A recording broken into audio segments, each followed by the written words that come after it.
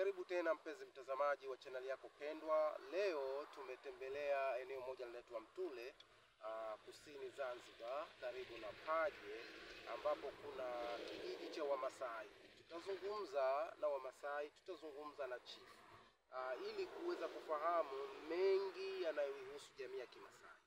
Kwa hiyo kuwa nasi mwanzo hadi mwisho, na usisahau kusubscribe, kulike na comment katika video hii.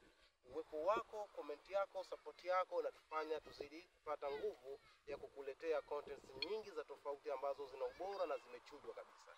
Hapa mbele yangu niko naye chief wa Kimasai, huwa anaitwa Chief Lazaro Saitoti, akiwa na walinzi wake, na boma lake ni hili hapa ambao liko mbele yetu.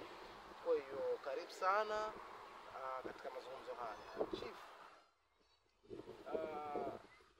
ungetuambia kwa uchache kama chief, kwa nini umechagua kuishi Zanzibar kuliko Serengeti au Arusha?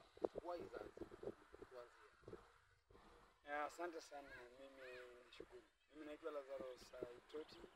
Mimi ni Masai kutoka Ngorongoro Crater, Tanzania. Na nimechagua kuishi Zanzibar kwa sababu kuu mbili. Kwa sababu Zanzibar ni Tanzania. Mtanzania yeyote ana uhuru wa kuishi popote Tanzania kwa kufuata sheria na taratibu zote zilizopo. Kwa hiyo na imani kwamba ni haki yangu kuishi Zanzibar. Lakini pia ya pili ni kwamba Zanzibar ni sehemu ya utalii.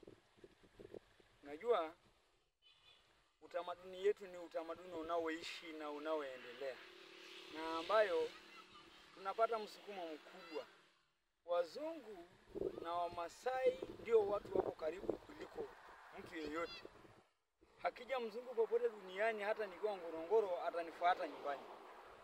Atapita kwenye mawe, atalipia National Park, atalipia kila kitu mpaka aingie kwangu apate historia kamili ya maisha ya Wamasai tangu wapo. Na huko tunakoelekea wanahitaji kujua Wamasai baada ya maisha ya sasa ambayo inasogea kila kunako kucha. Wanataka kujua pia mtazamo wa Wamasai kulingana na maisha yao. Kwa hiyo msukumo huo ya kubadilishana utamaduni wa Kimasai na utamaduni wa ulimwengu mwingine imenisukuma niwe pia Zanzibar, kwamba badala ya kulipa ndege mpaka Arusha alipe gari dola 200 afikie Ngorongoro, alipe dola 300 aingie Crater, ndio alipe tena ya barabara 70-80 aje. Ni vizuri kama kuna uwezekano nikaishi karibu, niwape hiyo elimu wanaohitaji ya kubadilishana kati ya kabila la Wamasai na maisha yetu, na pia jinsi wanavyoishi wao. Kwa hiyo ndio maana pia naishi Zanzibar.